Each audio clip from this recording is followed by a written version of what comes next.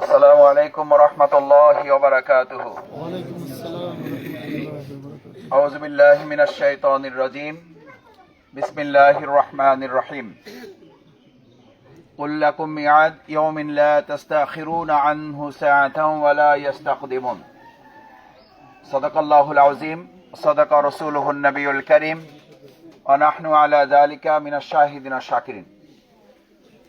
আজকে আমাদের অত্যন্ত শ্রদ্ধাভাজন জনাব মোহাম্মদ আবুল হোসেন সাহেবের সহধর্মিনী, আমাদের শ্রদ্ধাভাজন মরহুমা খালাম্মার জানাজায় উপস্থিত। তার একমাত্র প্রিয় কলিজার টুকরা সন্তান উপস্থিত, পরিবারের অন্যান্য সদস্যবৃন্দ, আমার সামনে উপস্থিত সম্মানিত মুসল্লিয়ান ইকরাম।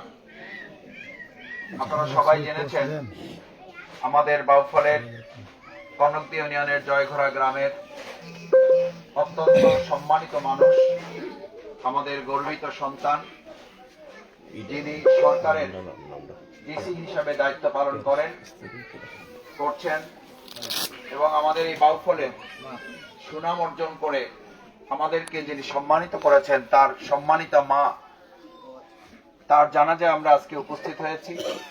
আমরা প্রথমেই মহান আল্লাহ সুবহানাহু ওয়া তাআলার কাছে দোয়া করি, আল্লাহ সুবহানাহু ওয়া তাআলা মেহেরবানি করে, দয়া করে, মায়া করে, তিনি গফুর, তিনি গফফার, তিনি রহিম, তিনি রহমান, তার উসিলায় আল্লাহ তাআলা এই সম্মানিতা গর্ভধারিণী, যিনি দেশের সেবায় খেদমত করার মতো সন্তান রেখে গেছেন, আল্লাহ তাআলা তাকে তার জীবনের সমস্ত গুনাহগুলো মাফ করে তার নেক আমলগুলো যেন কবুল ও মঞ্জুর করেন। আমিন। সম্মানিত মুসল্লিয়ান ইকরাম, তিনি শুধু সম্মানিতা গর্ভধারিণী মাই ছিলেন না, তিনি একজন এলাকার অত্যন্ত ধার্মিক মহিলা হিসাবে পরিচিত, আপনারা সবাই জানেন। আমি গতকাল রাতে যখন ডিসি আপার সাথে কথা বলি, আপা তখন কাঁদতেছিলেন আর বলছিলেন আমার মা আমাকে সবসময় ইসলামের কথা বলতেন, আমি নামাজ পড়ি কিনা জিজ্ঞেস করতেন, আমি কোরআন পড়ে কাজ শুরু করি কিনা এটা জানতে চাইতেন। খালুজানের সাথে কথা বলতে গিয়ে খালুজান কথা বলতে পারছিলেন না, কারণ আপা তার মা হারিয়েছেন, খালুজান তার সহধর্মিণী হারিয়েছেন। আমাদের ছোট ভাই, তার মাথার উপর থেকে মায়ের দোয়া কত বড় সম্পদ। আমি আজকেও বাড়ি থেকে বের হওয়ার সময় আমার মায়ের চুমু আমার কপালে নিয়ে তারপরে বের হয়েছে। আমাদের এই ছোট ভাইটা হয়তো এই চুমু, এই আদর আর পাবে না।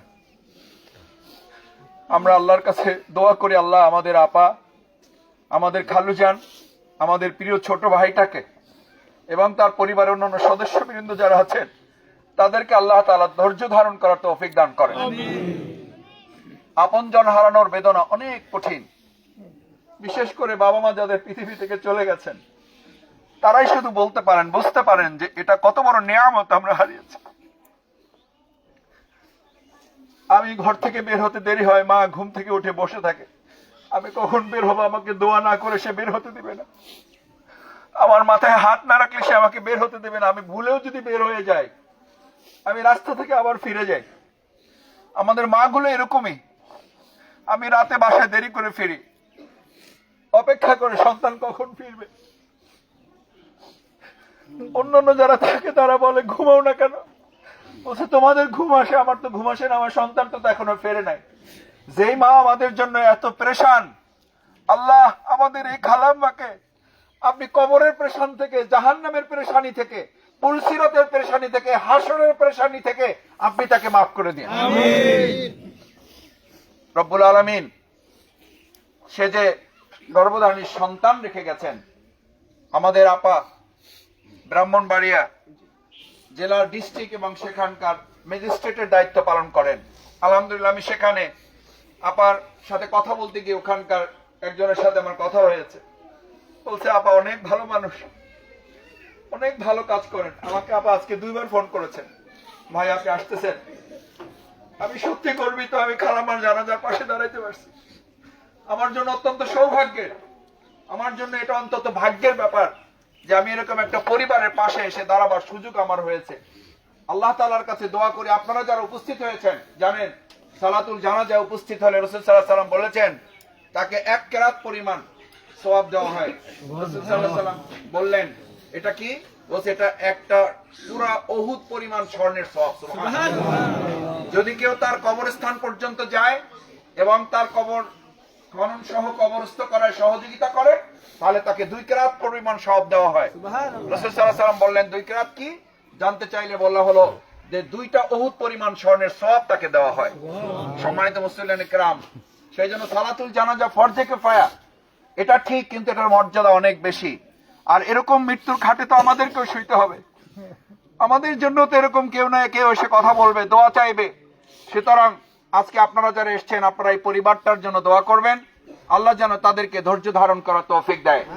আর আমি পরিবারের সদস্যবৃন্দ আপা সহ যারা আছেন, ভাইয়েরা আছেন, তাদেরকে অনুরোধ করব আপনারা যদি ধৈর্য ধারণ করতে পারেন, রাসূল সাল্লাল্লাহু আলাইহি ওয়াসাল্লাম বলেছেন খালাম্মাকে শুধু জান্নাতি দেওয়া হবে না, জান্নাতে আলাদা করে ধৈর্য ধারণ করার জন্য তার পরিবার যে ধৈর্য ধরেছে, আল্লাহর প্রতি রাজি খুশি থেকেছে, সেজন্য আল্লাহ তাআলা তাকে জান্নাতে একটা আলাদা ঘর দিবেন, যে ঘরের নাম হচ্ছে বাইতুল হামদ। সুবহানাল্লাহ। সম্মানিত মুসলিয়ানে কেরাম, সব শেষ, আমি আপনাদের কথা বাড়াতে চাই না।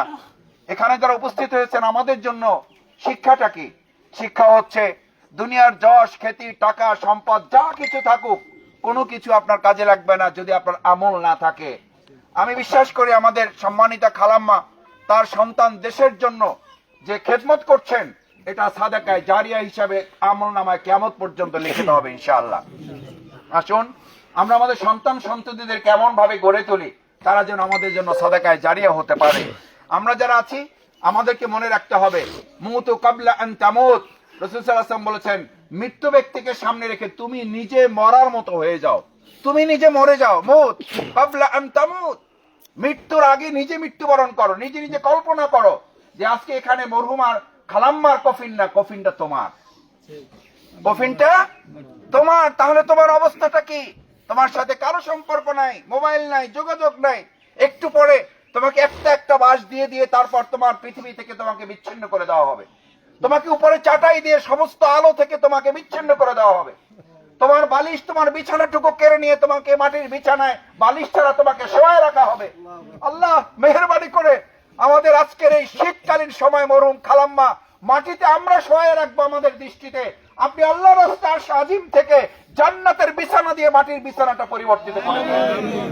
আল্লাহ আরশ আজিমের নূর দিয়ে আমার খালাম্মার অন্ধকার কবরটাকে আপনি আলোকিত করে দিয়েন। আল্লাহ আল্লাহ তার কবরে রাখার পর তার সব জব শুরু হবে, তার সওয়াল জবাব আপনি সহজ করে দেন। আমিন। আসুন আমরা প্রত্যেকে কবরের কথা চিন্তা করলে আমাদের গর্ব করার কিছু থাকে না। কবরের কথা চিন্তা করলে কেউ অন্যায় করতে পারে না। কবরের চিন্তা কারোর মধ্যে থাকলে সে অহংকার করতে পারে না।